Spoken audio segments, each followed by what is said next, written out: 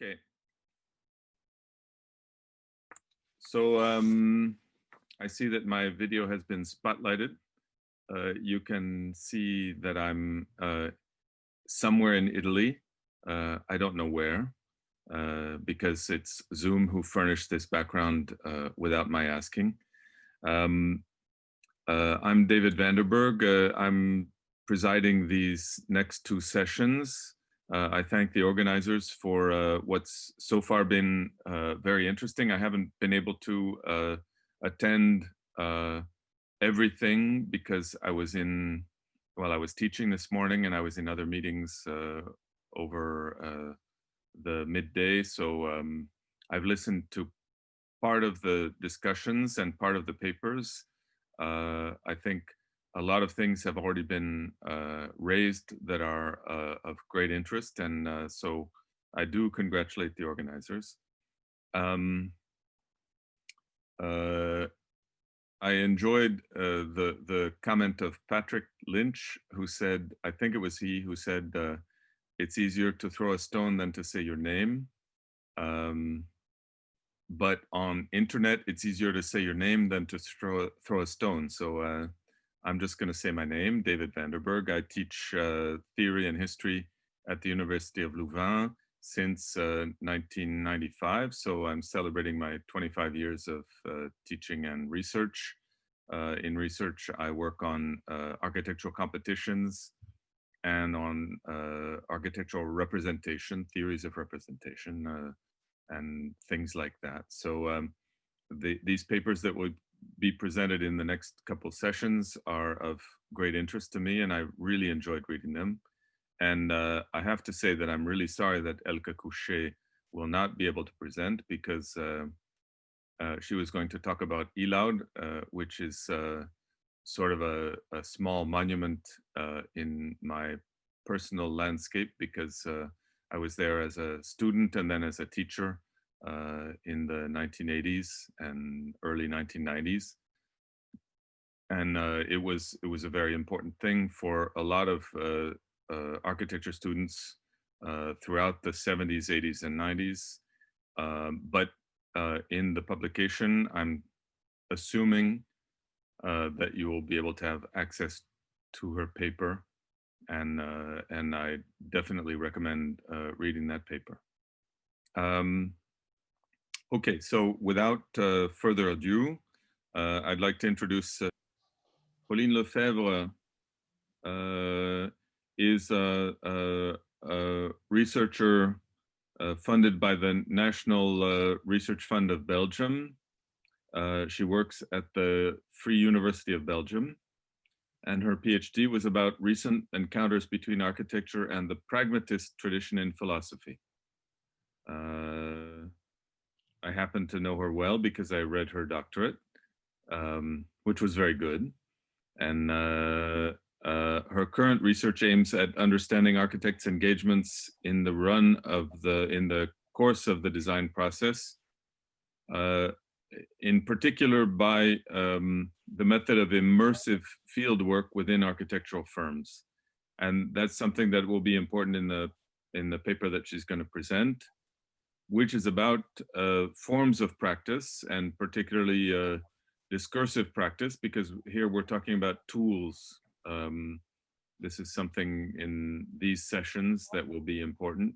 So what are the tools? How are they mobilized? What are their influence? What is their influence on architectural practice? When architects engage more directly in fabrication and construction.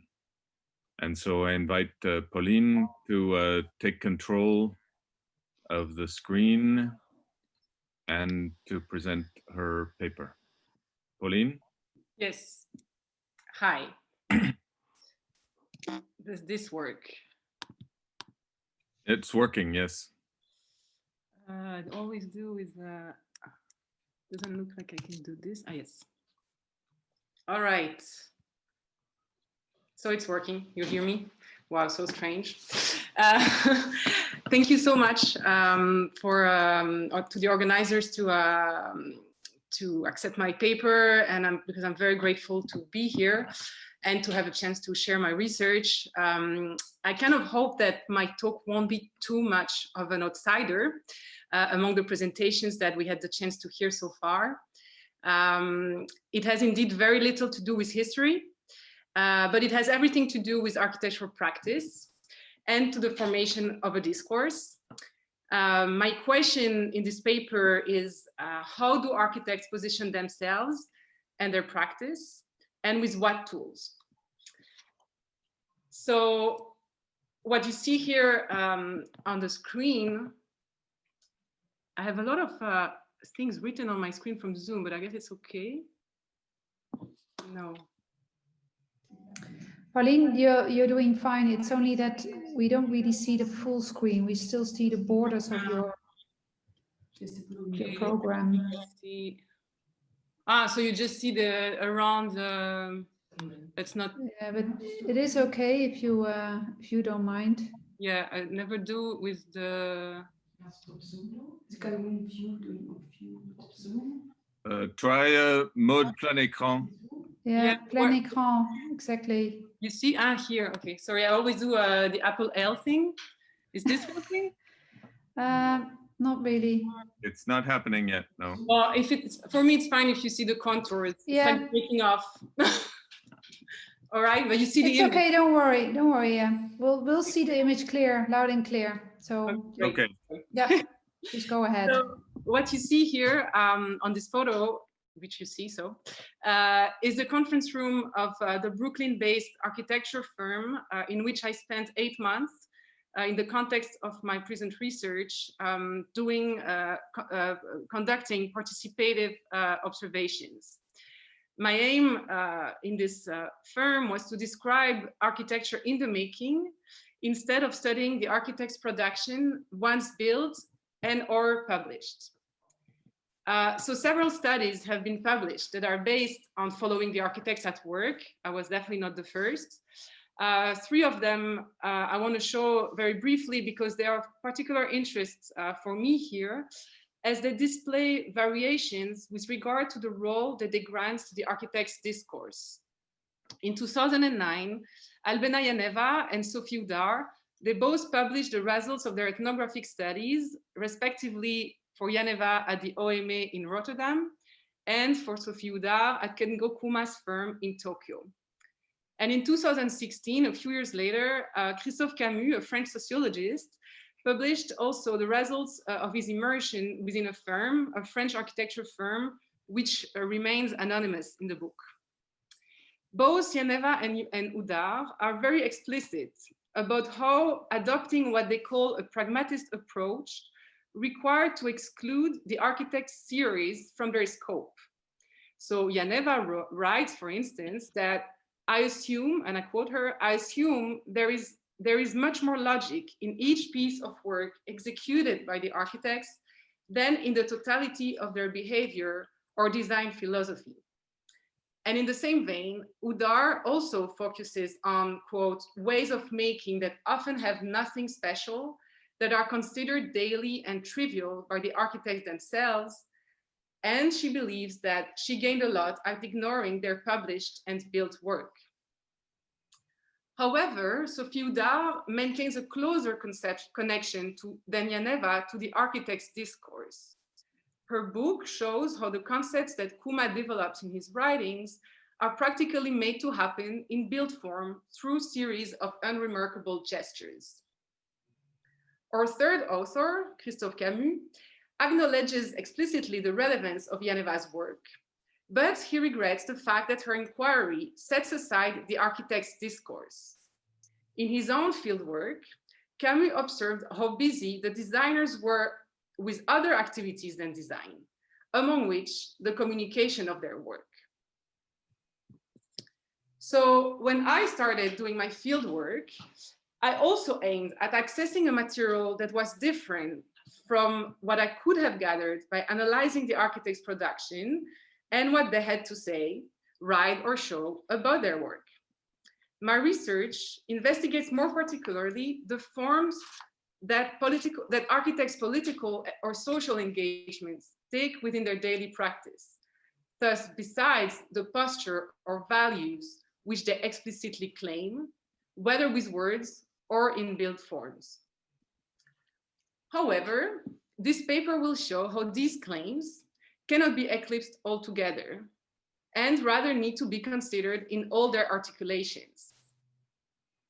If I had chosen that particular firm as my object of inquiry, it was because part of their discourse was precisely about favoring practice over theorizing on what they do.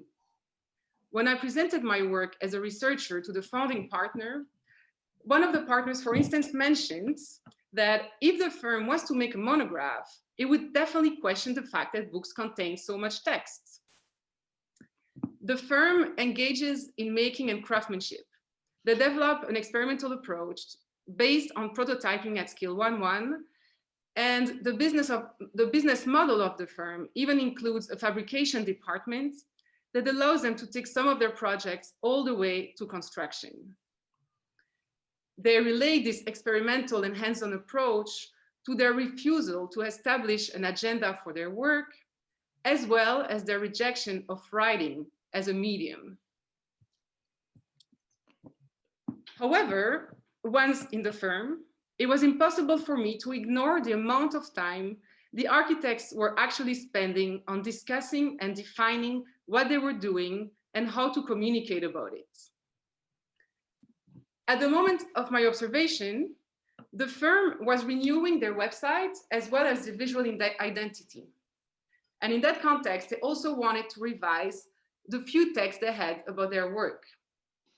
2 internal workshops took place during which they brainstormed and debated in order to agree on a series of keywords able to describe the work of the firm. They called those words their values. Each value was then crafted into a short paragraph and integrated as slides in a general deck presenting the firm. The first time they presented that slideshow, I was there and I could hear that they read these words very quickly. And they were even pretended that the text had been drafted the night before and that they were actually not so important after all. And that definitely confirmed somehow their ambiguous relationship to writing. And this episode, that preparation and that meeting is only one episode out of a long series where I observed tensions in the firm when the architects had to write about their practice. And these kind of discussions were not only happening during the branding process, but also in the design process itself. What concepts are to be put forward, what titles are to be used, what captions on the images, or even how to name each component of the design. Words were all over the place after all. These constant debates about formats and contents were revealing a major unresolved tension. To show you just one example, let's go back to the discussion where they were defining their values, and let's take one of these, their process-driven approach. As you can see in this excerpt, the first partner wants to emphasize the process through their message, as opposed to the end product. But the marketing associate is concerned because she says, quote, some people might not be interested in the process. They're just interested in the results. And so she believes that the message needs to be quick. So on the one hand, we see that the architects want to present their work in a way that is aligned with what is important to them, what they enjoy doing. On the other hand, they are compelled to target potential clients with a more efficient, less experimental, more market-oriented discourse in order to keep the firm growing or simply to survive on a highly competitive market. Even if words were definitely playing a central role after all, these words were never separated from many other documents and media, showing the various design and fabrication activities of the firm. So their values as a firm cannot be said to be contained in the 5 slides, but they're built up all along the deck, which also required a lot of work and attention, the carefully chosen order of the slides, the choice and framing of the pictures, the choice of using film as well, the limited amount of drawings, the very short or absence of captions, etc. The architects are crafting their discourse with many other tools, materials, skills, gestures, etc. than writing words. One activity that is central in that regard is the pinning up of images, pages, or slides in order to reconfigure and fine-tune a narrative. And this happens again for building up a portfolio as well as in every design process ongoing in the firm. With this pinning up, the building of a discourse is made not only into a visual process, but also a very material and physical activity, moving boards, climbing on ladders, pricking your fingers. To continue with this idea that crafting values also passes by the making of images, I want to show how the branding process I just described is entangled with another effort, which was taking place at the exact same time in the firm, the documentation of an important project which the architects had just delivered. It was an important project mostly because it had been commissioned by a major tech company. It consisted in refurbishing their office floor in Manhattan, including the design and fabrication of custom pieces of furniture. When I was in the firm, I followed the discussion that took place around the organization of the photo shoot of that workspace. These discussions resolutely echoed those around describing their values with words. The main value at stake here was performance and how the architects want the space they design to be performant. For instance, on the phone with the photographer in charge, the marketing associates explained that, quote, a person looking at the photographs should want not just an architecture like this, but the kind of work that is done there, unquote. The photographs had to show how the space performs, which implied that it had to be used rather than empty. The problem was that at the time of the shooting, the project had just been delivered, so the space was not yet fully occupied and used to its full potential. On the other hand, during the discussion, came up on to the table that some parts of the space were already too messy, which wouldn't deliver the right message either. The architects were decided to organize an embedded rather than staged shooting because they wanted to show how the space was actually used, and they wanted to avoid the fake aspect of staged photographs. However, they eventually... Hello? Oh, I just had a... Okay? Please continue. I think someone was just sneezing his nose. Okay. It was not me. It was not me. Just continue. It wasn't me either. All right. I thought there was someone choking or something, so I thought it would be better to stop. It was Philippe Christou. Mute, darling, mute. So the architects eventually had to opt for a hybrid of the two. The occupation of the space had to be curated for the shooting. Among the images to be produced, they wanted to make a video that was taken with a camera circulating on a rail mounted to the ceiling of the workspace. That's an interesting device because the firm often put a lot of effort and creativity in the documentation efforts, and they often build like custom devices to capture their projects. And they even consider this documentation effort as kind of one of their projects, a kind of both design, fabrication, and visualization efforts. So they did that for this project, and on the main day of the shooting, they had to make sure that all the rooms and custom devices that would be on these images were used. In particular, there was a war hall, which was a central space on the floor, and it was a flexible space for impromptu meeting and other activities, and it was a central feature in the design. So for the shooting, what they did is they invited their own design team and marketing team to organize their work meeting there, pinning up on the custom movable boards. The resulting video is a curious hybrid that successively shows employees of the creative agency at their desk, and then employees of the architecture firm in the flexible meeting space.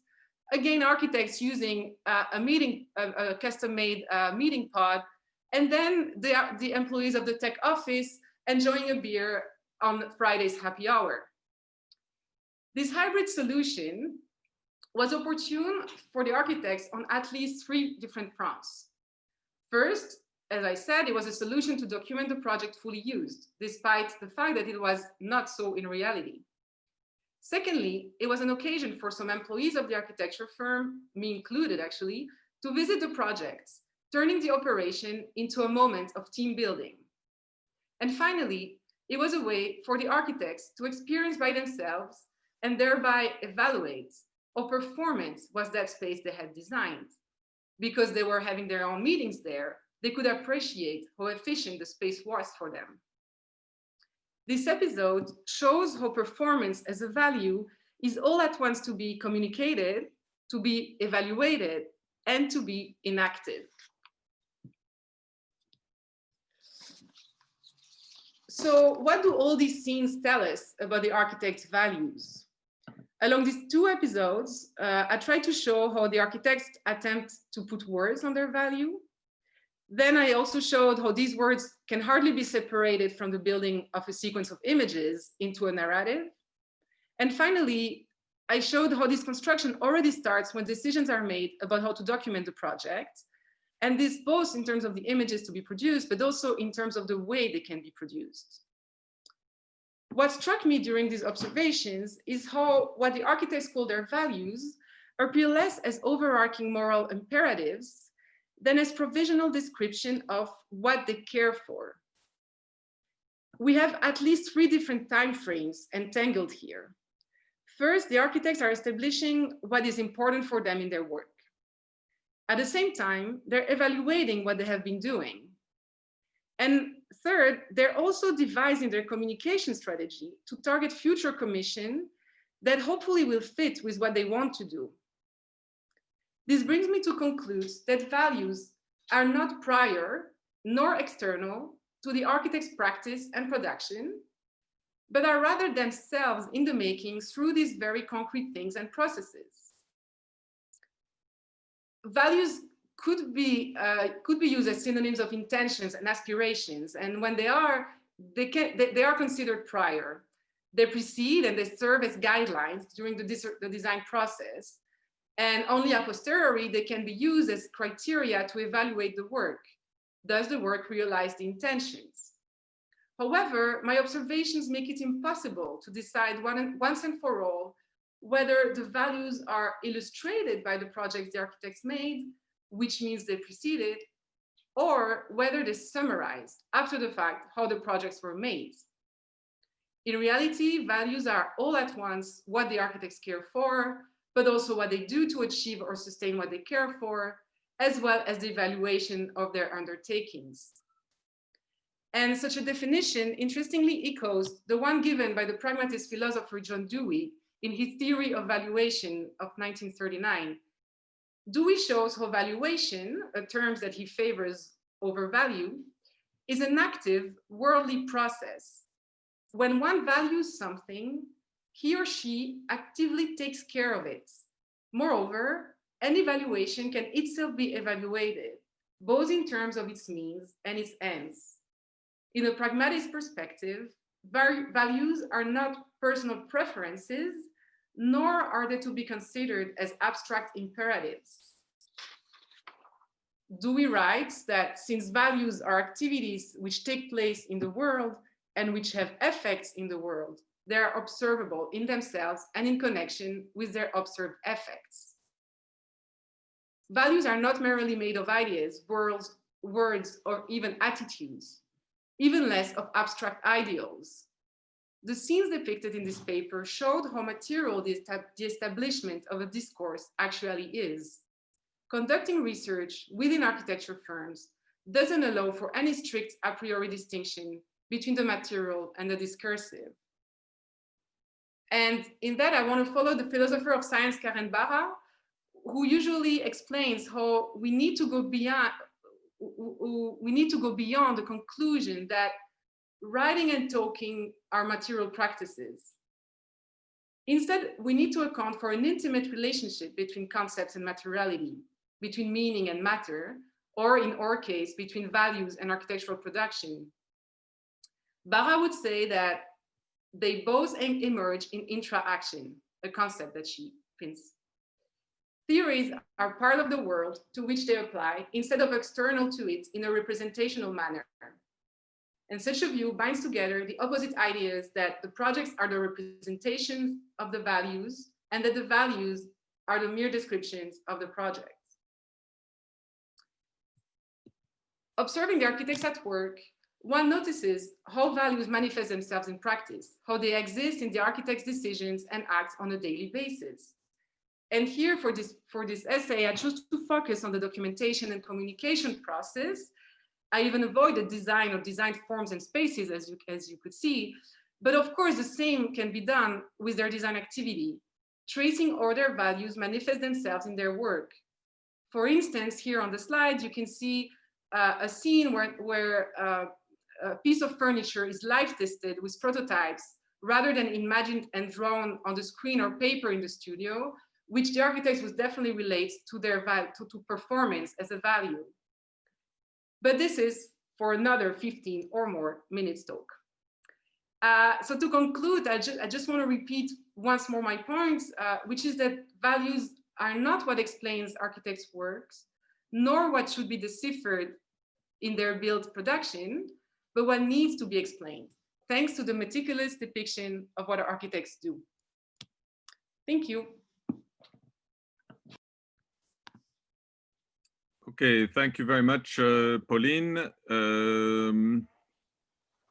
So I invite now people to express themselves. We have about, I think we have about a half an hour, a good half an hour for discussion. I invite people to express their questions either by opening their camera and asking live, or by the chat. I would just say that in my estimation, there's one thing that is one question that's posed by both of your contributions, which is kind of the relationship between production, writing, talking, I would say also, speech acts, which is one of the parts of pragmatist philosophy, writing, talking, and what we normally consider as the production of architecture, which is, you know, drawing and building and stuff like that. So these different modalities, these different tools that are at our disposition, what is the relationship between these different tools that are mobilized in the context of architectural production? Maybe I would just invite Cathelijne and Pauline to comment on that question first, maybe just to frame the discussion.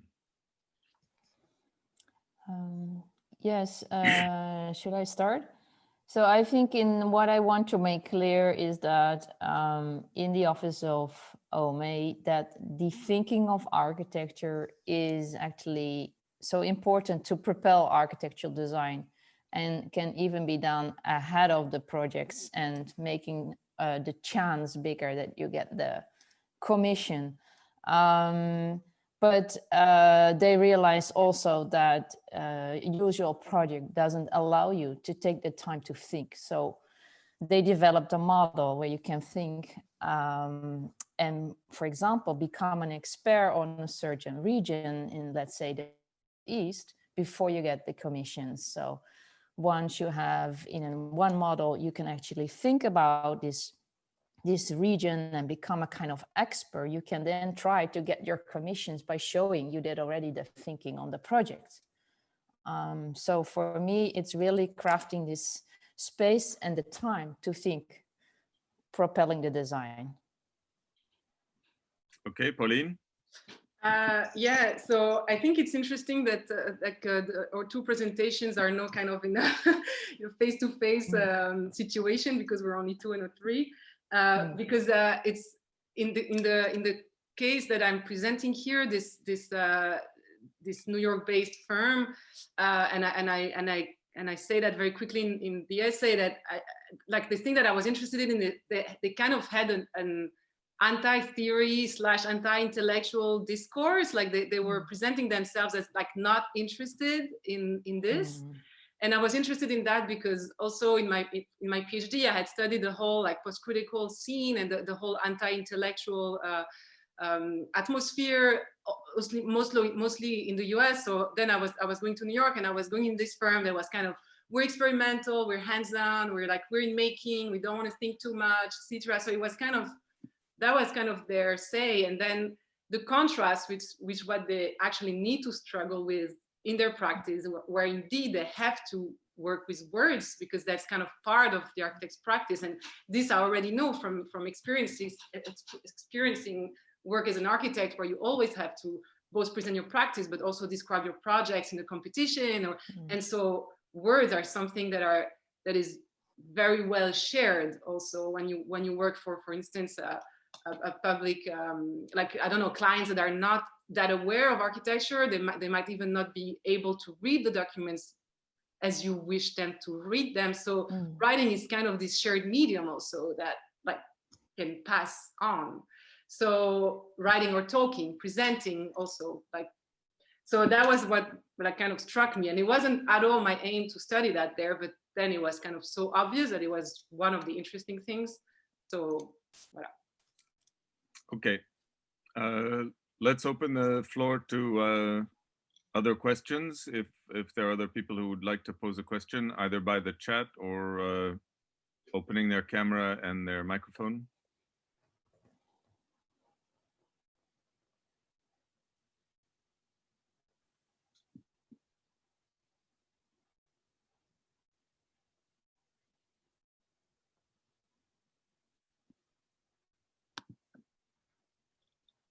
I have lots of questions, so I will have no problem filling the time, but I would like to open the floor to other participants.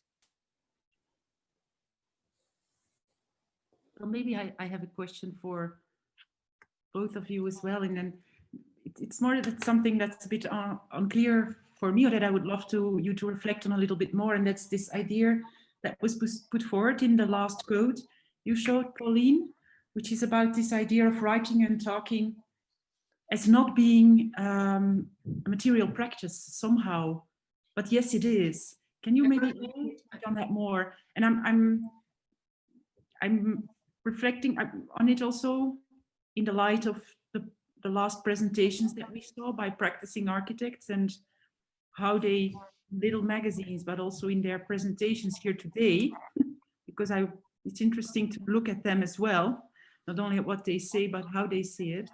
You know, how is writing and talking then related to material practice? Not, or yes or no? Can you maybe elaborate a little bit more on that? So I would definitely not say that they're the same, if that's your worry. So indeed, it's not at all about like flattening the differences between these media that are all very different and that have very different agencies. So I think that for me, observing the work of architects when it's happening or in the making, it's also a way to exactly distinguish the agency of their different modes of action. So definitely writing is not drawing, is not like assembling slides, is not building mock-ups, and all these things have very different roles and they complement each other. And what I'm interested in is how they allow to bring in information or constraints into the design process, and they do that in very different ways. So definitely no flattening. The question is more like of also not establishing any strict divisions, also to kind of establish dualities between, there would be the thinking somewhere and then the making somewhere else, and they would like, so to find all these overlapping moments, it's not a flattening, it's more about like crossing lines and intersections. That would be a better image, I would say. Cathlijne? Yeah, I want to add that I like the observation, which I didn't really elaborate in my paper, is about the talking issue. So I think there's a huge difference again. So I was more working on the writing and the making, but the talking, you know, how you present your work in public is another, let's say, area of research. And I also think, well, in the sense of the writing, there is a complete different message maybe in the written theories, also in the work of Koolhaas, or what is being delivered to more popular media. So I think that requires, let's say, two different studies. So don't believe both of them straightforward. So this part to come back with Pauline's presentation about the way they want to share their they don't take it so serious to what they did. And I think in my case it's the opposite. Want to be very serious about what to show off you're really intellectual in this field. And I think in that sense our presentation is the opposite. Well, I would just underline the fact that I think speech is, as we know from, as teachers, we know that speech is very important in the presentation of a project. Yeah. And to cite what's called the Pragmatist Maxim, which comes from William James or other pragmatist philosophers. The meaning of what I say is what you do. So this is important because speech has practical consequences, and all architects know this because when they present their projects orally, sometimes situations become very different suddenly because of what they say. And it's not because of what they wrote, it's not because of what they drew, but it's also because of what they just said and what other people do on the basis of what they say. So all these modalities of communication, all these tools, drawing, speech, writing, model making, all of these things have practical consequences in terms of whether a project becomes reality or not. That's just it's just a methodological point that I would like to make because I think it's important. Okay, so enough of me.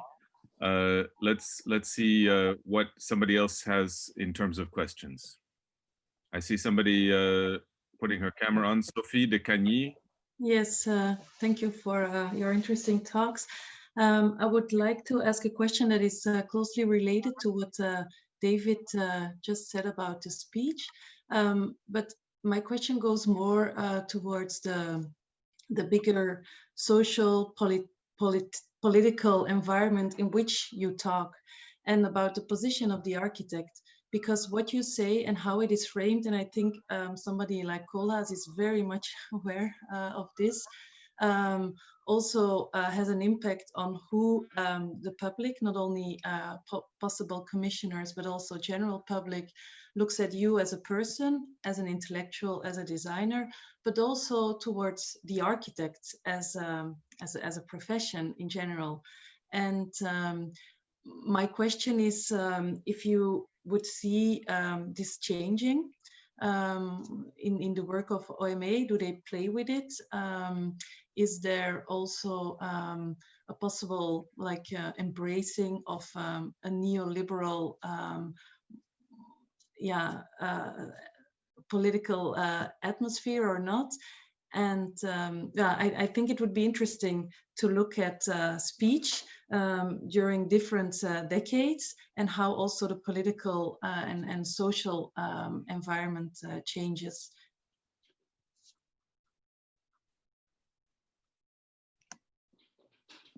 The question to me, Sophie? Well, I think that definitely in the practice of OMA, they saw the differences, and that's why they launched a special entity actually separate, and I think of financially separate. So they think of a model, and this has very much to do with this neoliberal market system, to actually generate money in order to think. How much the speech changed over time, like I didn't make that the main point of the research yet, but what I want to also make clear is that the Koolhaas in the very early days, so doing this research by himself, which is mainly based on like collecting a lot of postcards for the Delirious New York, but that it took so much time. And I'm always, when I do this research specifically on Koolhaas, I wonder how much he actually enjoys this kind of archival work. So I feel that he realized this is not something I can continue to do. I mean, it was very important in my early career, but I need help. And that's what you can also see in the Project Japan book, for example, where of course it's not just Koolhaas doing this research and Albrecht. So I definitely think that along the way, this only becomes stronger, the feeling that we need, well, let's say the seriousness of the research. So, I mean, sometimes there is a conclusions by Koolhaas where I'm not too sure as a scholar that you think, for example, when he's saying with the Harvard project on the city, and he realized, oh, there was so much other kinds of modernization going on. And the moment Koolhaas realized that, it was already scholars already writing about the non-European or non-American, let's say, developments and how they were also propelling knowledge and not only in the Eurocentric, American-centric realm. So sometimes I have my doubts about the quality in terms of academic research, and I think he really needs this help to establish him as an intellectual thinker. Yeah. Pauline, do you want to answer also? Yeah, I mean, I'm not sure if it's gonna be a strictly an answer, but I feel like definitely what I was observing, like there's something I noted down with your question was that they, like the words they would choose, or like how they would struggle with their values / the fact that they had to communicate in a way that was fitting.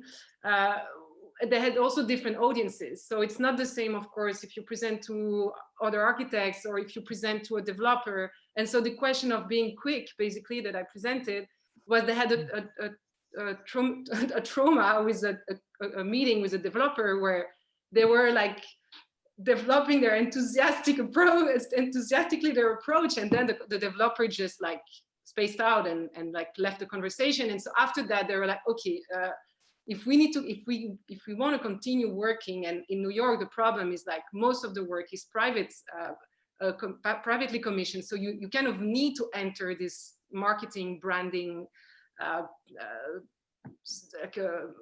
effort.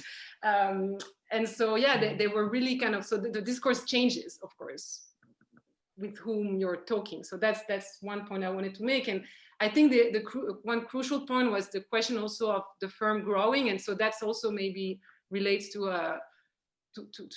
Catholine's presentation. Like there's also an evolution in the firms that like, so I was also there at a moment where they were kind of at a critical turning point where they were kind of, they loved their first experimental projects, even participatory projects. And then they saw that if they had to continue and grow, and the question was, do we need to grow? They had to start working on other scales, hire more people, having more costs, etc. So it was coming with indeed like targeting different clients and therefore building another sort of discourse. And that's where the struggle was really intense.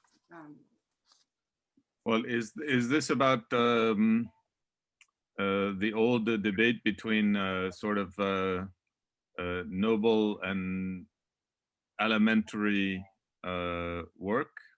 Is that what that's about, Pauline? Noble and elementary? Elementary. So like work that just serves to bring money into the firm. So actually, and that also parallels to Catholine's presentation, but they also had a business model that was based on diversifying their practice. So the question of where the money was coming from was actually at that time absolutely not the design practice. And so the fabrication facility was actually way more money-wise, like it was more profits there than like design was at loss, and the fabrication facility would bring the money. And then they also had a research department that it wasn't that like prolific, but in terms of income, but it was stable because it was more like grants that would like allow to hire people in a more stable jobs, or let's say. So it was kind of three different economical models that were cohabiting in the firm, and they were allowing for like flows to pass from one to the other. So the other two were financing the design part. So far. May I ask a question to Pauline? Yes, of course. No, so an apology that I blew my nose during your presentation. It was you. Okay. Okay, but anyway, I would like to know, I mean, I understand from Catholine's presentation that OMA and AMO, they are, AMO is doing what you could call architectural research, but it's of course also a marketing kind of thing to try to get commissions in. So it's similar to what Pauline was talking about with the firm that she was talking about. But I was wondering whether you could think that, do you think, Pauline, that the building up of the values of the firm and their identity and all this marketing kind of things that you observed, is that architectural research that they were doing? As like AMO was doing similarly. No, I think if you need to parallel the AMO research with what they were doing, that they also were doing architectural research in the sense that they're engaged in research that uses visual tools to like address certain topics. So that's like, if you need to do the parallel, that would be there. Like what I was trying to show was more the question of the language, or of the wordings even, that was. Yeah, but what I mean is that, you brought up the point that they think that they're not intellectual and they're not really, language is not important, but of course it is. You've explained that very clearly. But in all of those media that they're working with, words and images and so on, film and everything, and website and whatever, whether it's for marketing or for or not, or for design or what, is it a type of especially when they're building up a sense of what they value, and what they don't value, like how they want to be seen and what they want to be doing as well themselves, what they actually, as you say, value, isn't that a type of research into a kind of knowledge research? I think I would bring back this documentation devices that they developed. Like, I think, and that's why I wanted to bring this case, like of the rail with the camera.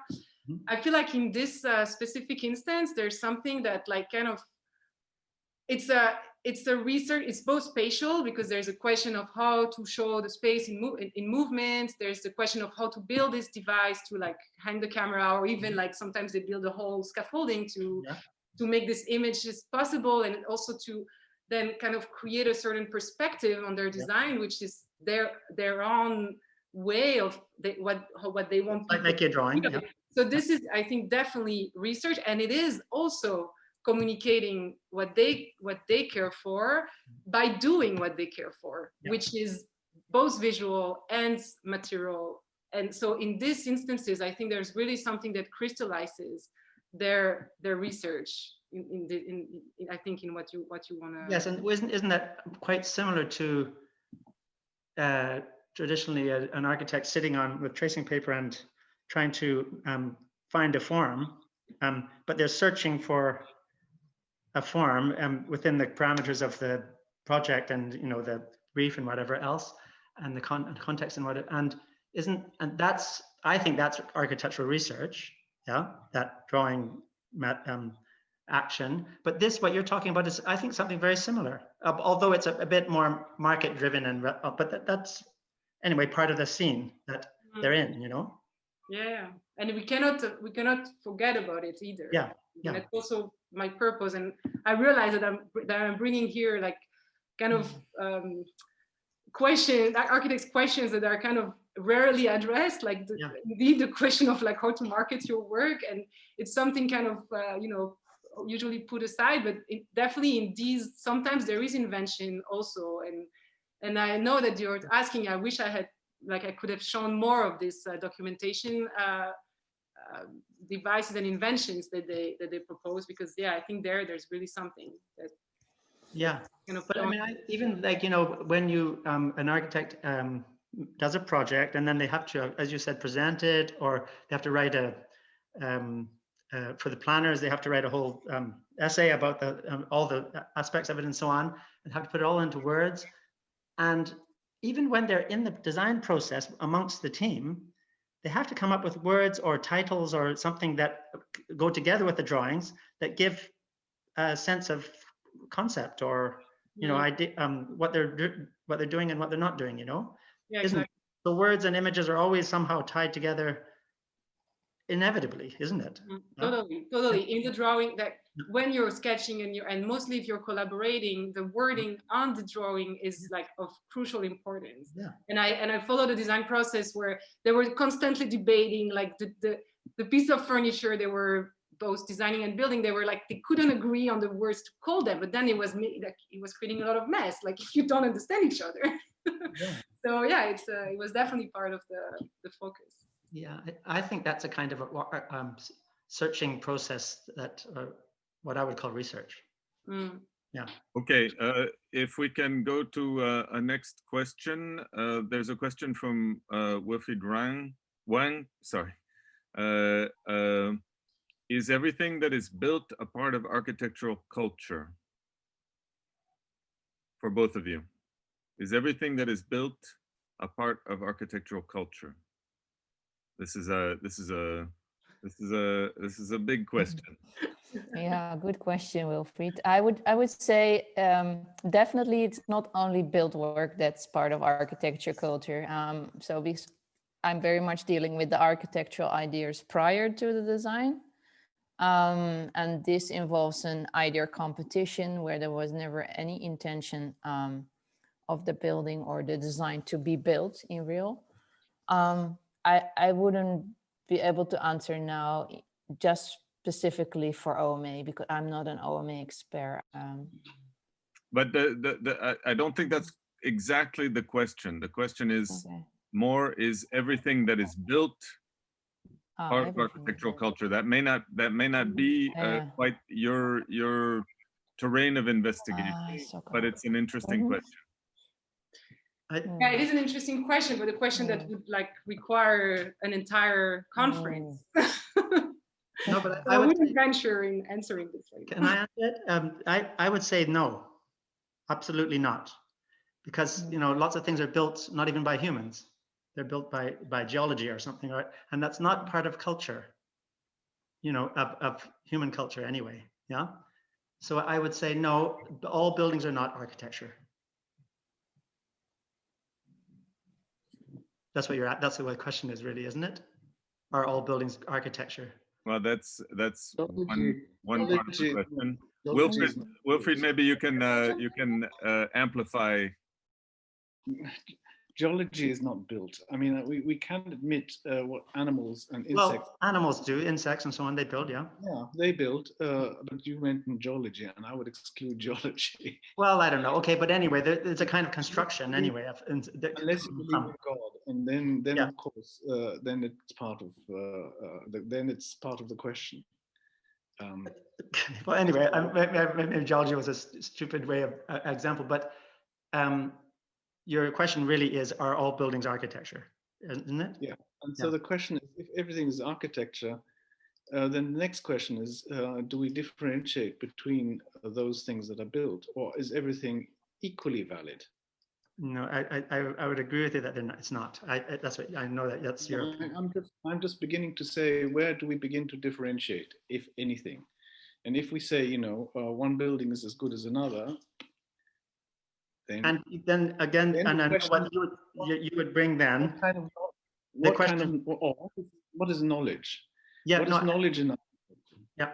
Well, those may be two different questions. If I can just interrupt, they may be two different questions. Architectural knowledge is one thing, and even mediocre or even bad buildings can contribute to knowledge, perhaps in a negative way.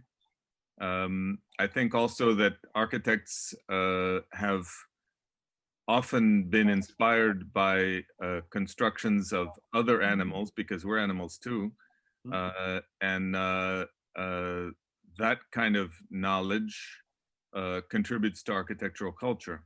So beehives, termite mounds, all that kind of stuff, it contributes to architectural culture, and we are still learning from what other animals do in that respect. As to the old question of the bicycle shed and Lincoln Cathedral, personally, I think that the bicycle shed is as interesting as Lincoln Cathedral, but for other reasons. Well, I mean, but you're saying, learning. And so the learning process is one of distilling certain things. And what are we distilling, and for what purpose? Where are we applying the knowledge to what purpose? And so absolutely, all these things are processes of abstraction and of categorization and of ordering. And if we don't believe in ordering because everything is architecture and everything is knowledge and everything is okay, then where is any form of discernment, differentiation, and analysis and critique going, and therefore by definition research? Well, I'm not arguing that's a fundamental question, because I always see this tendency towards relativization. That's number one, and then also this willingness to dissolve the edges of categories. Well, categories are made to be dissolved, but I would never argue that everything is equal. I think everything can contribute to knowledge, but in different ways. That's just my personal position. But now I have to give the floor to Hilde Heinen, because she has a question which extends this topic. I'm reading from the chat. What about the role of architects as public intellectuals and/or as people involved in spatial decision making by authorities? Isn't there a major difference between the US and Europe in this respect? And wouldn't this bear upon this connection between research and practice? So I suppose that's for both of our speakers, Cathelijne and Pauline. Yeah, so it's I think it's a very good question. Like, and in the case of this specific firm that I talk about today, they take that actually very seriously. So and I think actually in the American context, or in that specific context of New York City, there is something about like how as a firm, first, so you market yourself, but you also kind of build yourself a public identity that like positions yourself as an actor. And so you can act on different levels. And so to take just one very brief example, like NO, with all the Black Lives Matter movement, like if you open NO their website, the first thing you see is a Black page with that kind of slogan. And so they definitely want to be upfront on these on issues of actuality and of importance, and then they question themselves about how they can integrate that in their own practice. And so it's interesting to, beyond the slogan, to kind of read what are their engagements within that and how far they take this into how we organize our own firms, who do we hire, what clients do we work for. And so there it kind of like goes all the way down to the very basic functioning of the firm as to what is their role in that issue for the moment. Many others also. Cathelijne? If I can, oh yeah, okay. I didn't think in terms of Europe, US, being maybe Koolhaas the European one. So I feel a bit hard to answer this question. If I can maybe clarify. Yes, go ahead. To my experience, but I can be corrected because it's not that extensive. But to my experience in Europe, there is really a continuity between academia, practice, and then what I called here spatial decision making. I mean, practices like that of the Flemish state architect, practices like it has been long time habitual in the Netherlands for the government to give to have studies made by architects like by urban planners, and that was part of the practice. So I am reacting to Pauline saying in New York you only have private work. This thing of making studies, spatial investigations, making reports for public authorities might be another way of bridging practice and research. And so I'm asking, maybe that exists more in Europe than it does in the United States, but I might be corrected by you, not knowing the situation that well, but that's always been my impression. So what I meant between the public-private is maybe that was misleading. The question was more about the existence of competition, which I think makes it very different. So in the case of that specific firm, they were not yet allowed to participate in competitions because of they were too young and they didn't have the credentials and stuff. But so then they were kind of facing the client in a very different way. But the client can also be public. And actually, for instance, they worked for the network of libraries in New York, which is a very powerful agent also of social change, because it's really in the neighborhood with like actual social work. And so it's not that, like, that's not what I meant by public-private. Actually, it's more like the... But yeah, for the case of the Netherlands, to speak just for the Netherlands, there have been indeed many of these studies paid jobs, like Hilde mentioned. And now I realized it's indeed a propeller for also many young officers that they got to pay the job. Maybe it will never be realized, but and then in addition to that, there is of course cultural funding in the Netherlands, or even AMO can apply for funding for this thinking, let's say, and they do. So it gives a bit more opportunities, perhaps, yeah.